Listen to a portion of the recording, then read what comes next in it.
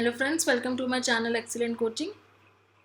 Social component of hunger में हम discuss करेंगे कि एनवायरनमेंट के का जो इन्फ्लुएंस होता है हमारे ऊपर, जिसकी वजह से हम जनरली हमें भूख लग जाती है एनवायरनमेंट के इन्फ्लुएंस की वजह से, जबकि बॉडी की कोई फिजिकल नीड नहीं होती है। फिर भी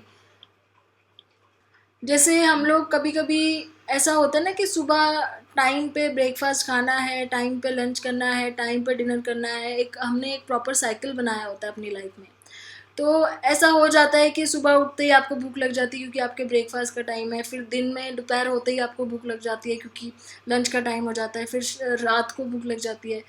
और कभी आप अपना ब्रेकफास्ट लेट करते हो तो भी आपको दोपहर में भूख लगी जाती है। क्यों? क्योंकि आपके माइंड में एक ही एनवायरमेंटल या सोशल क्यू सेट होता है कि इस टाइम पे हम डेली लंच करते हैं, तो आपको भूख लग जाती है। तो यहाँ पे ये बता रहे हैं कि बॉडी जो है ना कंडीशनड हो जाती है। कंडीशन मतलब एक कंडीशनिंग हो जाती है बॉडी की कि एक सर्टेन टाइम पे हमें रोज खाना खाना होता है। अब उसमें थोड़ा सा आगे पीछे हो भी जाए एक टाइम पे, तो अगले टाइम पे हमें फिर से भूख लगना शुरू हो जाती है। तो body becomes condition to response with hunger reflex at certain times of the day. तो वो जो हमारी कंडीशनिंग हो जाती है बॉडी की हमारे डे टाइम से, तो एक तो ये यहाँ पे कह रहे हैं कि एक एनवायरनमेंट की वजह से जो इफेक्ट पड़ता है हंगर के ऊपर। दूसरा है कि people also respond to the appeal of the food. कई बार आपको खाने को देख के भूख लग जाती है। कुछ आपके सामने ऐसा रखा होता है जो बहुत टेस्टी या बहुत डिलीशियस होता है, आपने पहले खाया था, आपको बहुत अच्छा लगा था, तो उसको देख के भी कई बार वापस से भूख लगना शुरू हो जाती है।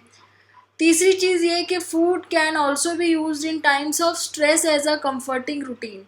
तो काफ़ी सारे कल्चर्स में ये माना गया, देखा गया है कि कुछ लोग होते हैं जो अपने आप को स्ट्रेस से दूर करने के लिए खाना खाते हैं, फूड का यूज़ करते हैं, फूड को डी स्ट्रेसर की तरह यूज़ करते हैं। उनको खाना अच्छा लगता है खाने में, तो उनका स्ट्रेस कम हो जाता है। तो क्योंकि इंसुलिन लेवल जो है वो बढ़ जाता है, तो ब्लड शुगर लेवल बहुत डाउन हो जाता है बॉडी में, तो एक डिप्रेशन सा आ जाता है। फिर वो खाना खाते हैं तो उनका मूड थोड़ा सा लाइट हो जाता है। तो ये सारी चीज़ें हो जाती हैं, हमारे को कंडीशनिंग हो जाती है। तो इवन अगर हम फूड ना भी देखें तो भी हमें बिना देखे भी एक भूख लगनी शुरू हो जाती है। तो ये सारी चीज़ें हैं। In the past eating food with certain visual and sensory characteristics led to an insulin spike, and this pairing occur too frequently now just looking at और smelling the food produces spike before the food is consume. यहाँ पे पैवलव का इन्होंने classical conditioning को यहाँ पे बता रखा है कि जैसे पिछली बार आपने कोई चीज़ खाई थी तो आपकी बॉडी में इंसुलिन लेवल बढ़ गया था। अब नेक्स्ट टाइम आपने क्या हुआ, उसको सिर्फ आपने देखा तो आपकी बॉडी के अंदर इंसुलिन लेवल बढ़ने लग गया, तो ब्लड शुगर कम करने लग गया इंसुलिन, तो आपको भूख लगना शुरू हो गई। तो ऐसे कंडीशनिंग, क्लासिकल कंडीशनिंग जो है उसके थ्रू समझाया हुआ है कि देख के ही हमें कई बार खाने की स्मेल से भूख लग जाती है, क्योंकि लास्ट टाइम उसको खाने से आपका इंसुलिन लेवल बढ़ा था, तो इस बार सिर्फ उसको देख के ही आपका इंसुलिन लेवल बढ़ने लग गया। तो ये सारी चीज़ें होती हैं, ये इनको हम एक्सटर्नल क्यूज़ बोलते हैं। एक्सटर्नल क्यूज़ मतलब हमें जो एक्सटर्नल सिग्नल मिलते हैं बाहर से, जिससे हमें भूख लगना शुरू हो जाती है। ठीक है। देन कल्चरल फैक्टर्स कैसे हैं? जैसे हंगर है, खाने की जो हैबिट्स होती हैं अलग अलग कल्चर में अलग अलग टाइप की है। अब जहाँ पे दो इन्होंने कंपेयर किए हैं, एक यूनाइटेड स्टेट्स का, एक जापान का। ये बोला गया है कि जो यूनाइटेड स्टेट्स में जो वुमेन है, अ, मतलब जेंडर वाइज अलग अलग बोला गया है, यहाँ पे मेल और फीमेल का अलग अलग है। In one study a questionnaire about eating habits was given to both men and women from United States and Japan. No significant difference in what initiates eating existed for men. तो men का तो कोई difference इतना नहीं दिखा, पर women में क्या दिखा इनको कि women in United States were found to be more likely to start eating for emotional reasons. कि यूएसए में कभी बहुत ज़्यादा इमोशनल हो जाती है वुमेन, तो वो खाने लग जाते हैं, जैसे डिप्रेस हो गई, बहुत ज़्यादा स्ट्रेस हो गया है, बहुत ज़्यादा खुश हो गई। जबकि जापान में उन्होंने देखा कि वो लोग तभी खाते हैं या जब उन्हें भूख लगती है, या फिर सोसाइटी की डिमांड होती है। सपोज वो किसी पार्टी में गए हैं या किसी मीटिंग में हैं जहाँ पे लंच हो रहा है, तो वो तभी खाते हैं जब सोसाइटी की डिमांड होती है या एक्चुअली मैंने भूख लगती है। तो जापानीज़ लोग इमोशन से हंगर को नहीं कंपेयर करते हैं, अटैच नहीं करते हैं। और फिर से इन्होंने जो स्टडी कंटिन्यू करी तो एक चीज़ और मिली कि यूनाइटेड स्टेट्स में जो मेन वुमेन दोनों ही है, वो अगर वो टीवी देखते हुए खाएं, मूवी देखते हुए खाएं, तो वो बहुत ज़्यादा खा लेते हैं as compared to Japanese men and women. तो कल्चर का भी फ़र्क है। तो ये सारे सोशल कंपोनेंट है कि हमारी फिज़िकल बॉडी की नीड ना भी होते हुए क्यों हम इतना ज़्यादा इन्वॉल्व हो जाते हैं ईटिंग में। प्लस इसमें मैल अडेप्टिव ईटिंग प्रॉब्लम्स हैं, जैसे ओबिसिटी हो जाती है। वो क्यों हो जाती है? क्योंकि हम ओवर ईटिंग करने लग जाते हैं। जितनी बॉडी को रिक्वायरमेंट है उससे 20% या 30% ज़्यादा अगर हमारे अंदर हम कैलोरीज या ज़्यादा एनर्जी या ज़्यादा चीज़ें खा लें तो ओवर वेट उसको ओबिसिटी माना जाता है कि आपका 30% वेट आपके वेट सेट पॉइंट से ज़्यादा है जितना आपका होना चाहिए था।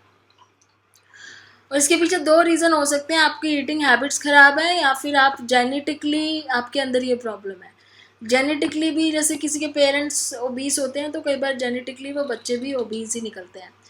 और कुछ ऐसे भी फैक्टर्स हैं, जैसे डेवलपिंग कंट्रीज़ में क्या होता है, डेवलपिंग कंट्रीज़ में around the world developing countries build stronger economies and their food supply become stable. तो जहाँ पे फूड सप्लाई काफ़ी अच्छा है वहाँ पे ऑटोमेटिकली लोगों की ईटिंग हैबिट्स इंक्रीज़ हो जाती हैं। प्लस अगर इंडस्ट्रियलाइज सोसाइटी है, इंडस्ट्रियलाइज सोसाइटी मतलब लोग सारे इंडस्ट्रियलाइज वर्कर्स हैं, सारे का ऑफिस जाते हैं, काम करते हैं, तो वहाँ क्या होता है कि वो ज़्यादा टाइम अपना काम में निकालते हैं, तो खाना बनाने का टाइम इतना नहीं बचता है, तो प्रिपेयरिंग मील का टाइम नहीं रहता है, तो क्या करते हैं, बाहर से खाना मंगाते हैं।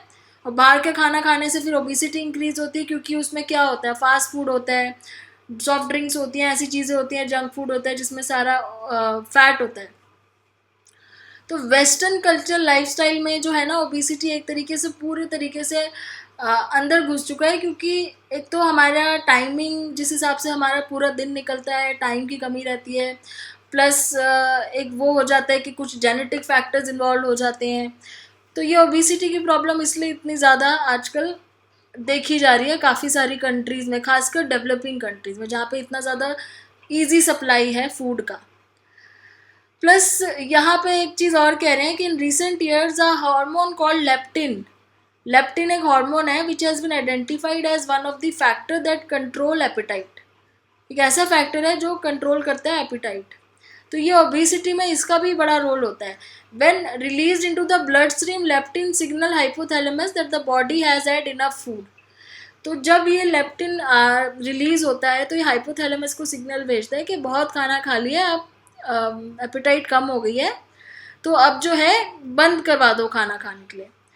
तो in the body problems with leptin production और detection can lead to overeating. तो अगर ये लेप्टिन ही अगर किसी की बॉडी में कम बनता है तो वो हाइपोथैलेमस को सिग्नल भी कम भेजेगा, और बंदा जो है खाना खा रहा है वो खाना खाना भी कम नहीं करेगा। तो लेप्टिन का भी एक रोल यहाँ माना गया है कि लेप्टिन के ना होने की वजह से भी ओबेसिटी की प्रॉब्लम होती है, क्योंकि वो सिग्नल नहीं भेज पाता है हाइपोथैलेमस को।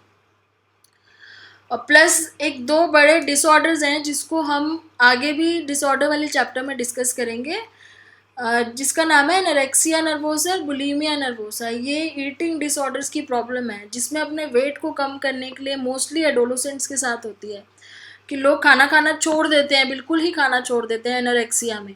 तो उन्हें लगता है वो पतले हो जाएंगे, उनका वेट कम हो जाएगा, जबकि उनकी बॉडी में न्यूट्रिशन एकदम ख़त्म हो जाता है, बहुत डिस्टॉर्टेड हो जाती है बॉडी, बहुत ज़्यादा वीक हो जाते हैं, और मतलब बहुत फेटल हो जाता है। ऐसी बुलीमिया में भी कुछ ऐसी प्रॉब्लम होती है कि वो खूब सारा बिंज ईटिंग कर लेते हैं, खूब सारा खा लेते हैं और बाद में उसको वॉमिटिंग के थ्रू, पर्जिंग के थ्रू बाहर निकालते हैं ज़बरदस्ती।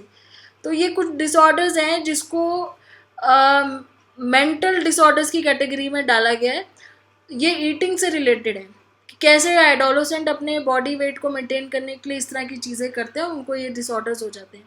तो इसके बारे में हम डिसऑर्डर वाले चैप्टर में डिटेल में बात करेंगे। तो यहाँ पे आपका ईटिंग वाला जो हंगर वाला जो पार्ट है वो ख़त्म होता है। अब इसके आगे हम नेक्स्ट वीडियो में चलेंगे, नेक्स्ट वीडियो में डिस्कस करेंगे। Thanks for watching.